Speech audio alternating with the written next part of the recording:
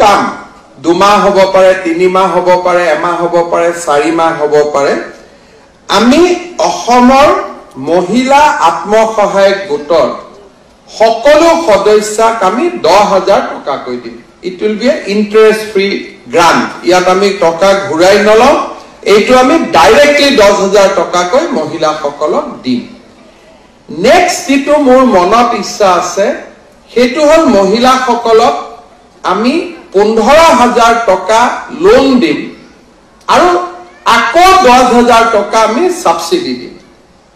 and the beneficiary will be 30 lakhs আমি যদি এই মহিলাখিনিক যেহেতু first seed money will go from government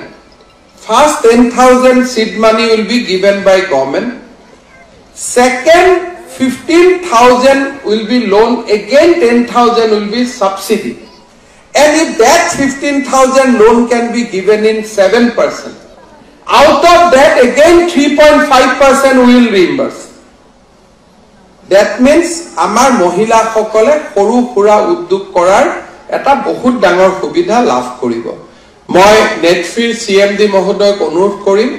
যে আপুনি আমাৰ মহিলা উদ্যমিতা আঁচনিটো ষ্টাডি কৰি লওক and how Netfree and Assam government can join hand in providing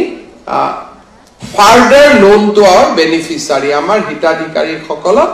কেনেকে আমি আৰু beneficiary দিব পাৰো